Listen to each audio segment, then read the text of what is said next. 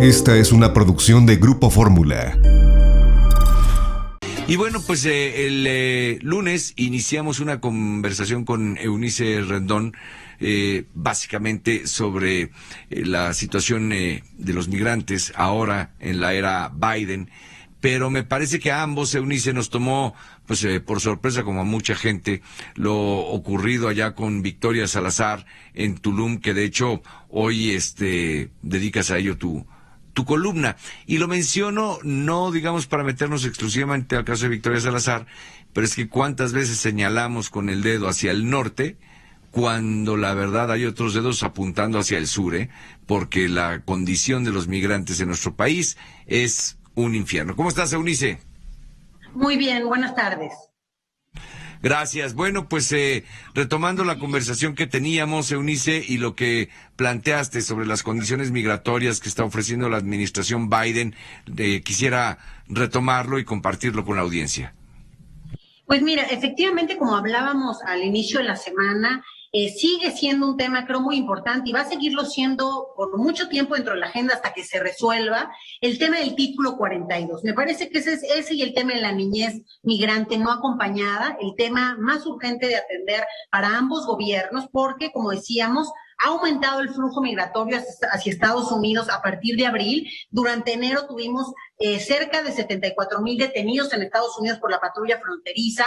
En febrero, cerca de 100,000. Y vamos a cerrar marzo con cerca de 120,000 personas que cruzaron la frontera y que los detuvo la patrulla fronteriza. Un punto muy importante es que está viajando mucha gente con niños menores de edad. El 80% de estos migrantes viajan en familia y bueno, eso es parte de la realidad que también estamos viendo de regreso en México, porque vía título 42, el título 42 lo está utilizando Estados Unidos básicamente para regresar a centroamericanos a México bajo el pretexto de la salud pública. Este es un título que activó el presidente Trump en marzo del 2020, pero que ahora Biden está haciendo un uso indiscriminado de este título 42, regresando prácticamente a la mayoría de las personas que cruzan la frontera a territorio mexicano. Esto lo está haciendo principalmente por Tijuana y por Ciudad Juárez. Desde hace 2 semanas y media, diariamente, cerca de 100 personas son depositadas en los puentes fronterizos. Y también hay que decirlo, no tenemos ni siquiera ciencia cierta el número de personas que han sido regresadas por el título 42, porque algunos los han dejado a horas no adecuadas en puentes que no son en donde está el Instituto Nacional de Migración y las autoridades migratorias de los estados, y eso complica mucho el saber cuánta gente ha regresado. Lo que sí vemos son los albergues llenos en el norte de nuestro país, los 18 albergues en Ciudad Juárez. Vemos a los gobiernos estatales y municipales también estar atendiendo el tema, y aquí creo que es fundamental que el DIF nacional se meta y lo atienda, porque afortunadamente el INAMI hizo algunas reformas, el año pasado se hicieron en la parte legislativa, reformas que hacen que por fin el INAMI no pueda tener a niños en detención. Sin embargo, alguien se tiene que hacer cargo, en este caso es el DIF, y lo mismo con las familias. Entonces es importante que se meta el DIF de lleno, digamos, en este trabajo.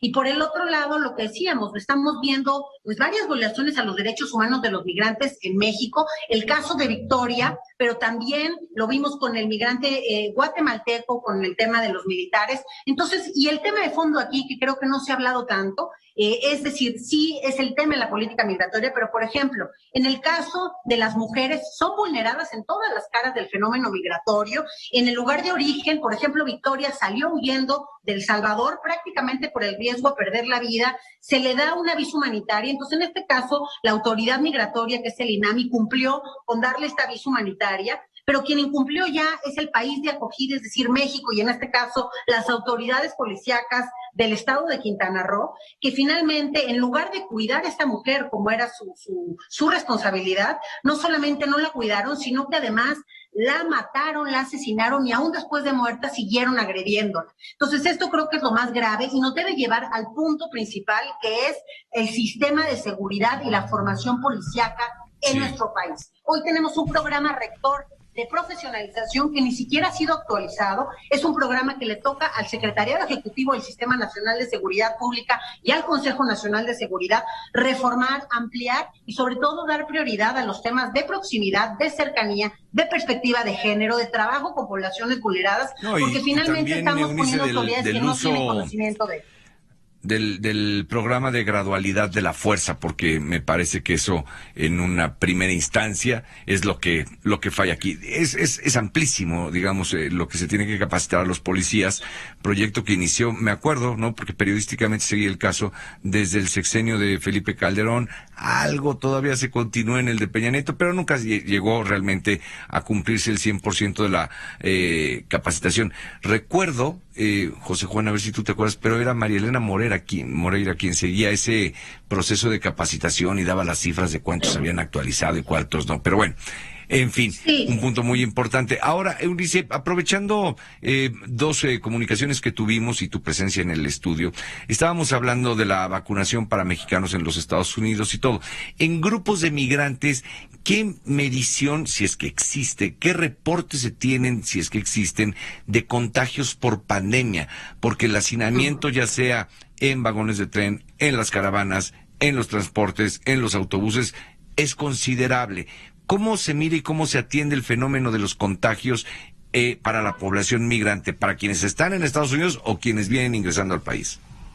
Pues mira, ha habido varias cosas. Simplemente nada más para cerrar el otro tema, efectivamente en México la arbitrariedad y el uso excesivo de la fuerza, pues ha sucedido una y otra vez y por eso tenemos que ir a la raíz, porque también según datos del INEGI, el 98% de los policías justo dicen requerir más capacitación en estos temas de proximidad y hoy teniendo una Guardia Nacional también en la calle es importante que todos los miembros estén capacitados. No se trata solo de pintar patrullas de rosa o de hacer unidades de género, sino que todos tengan esa capacidad, por un lado. En el tema de los migrantes y la vacunación, muchas cosas se han hecho y se han hablado. En el caso de los centros de detención en Estados Unidos, al inicio de la pandemia no se estaban considerando dentro ni siquiera de la atención. Ahora con las vacunas ya empiezan a incluir a estos centros, ¿no? Ha ido lento el tema, pero ya empiezan a ser parte de la inclusión y también, según lo que dicen las autoridades estadounidenses, les hacen PCR antes de regresarlos a México, que eso me parece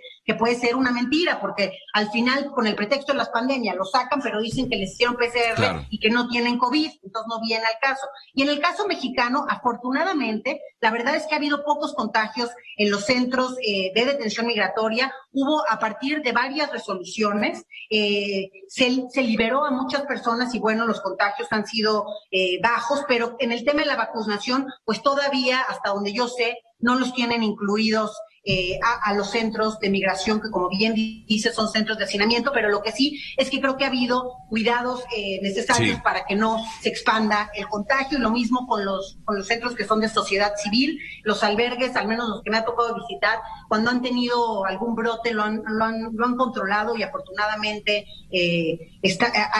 ha sido controlado el tema. Bien, pues Eunice, muchísimas gracias por esta participación, por esta doble participación en la semana. Gracias y siempre mi reconocimiento a tu trabajo. Esta fue una producción de Grupo Fórmula.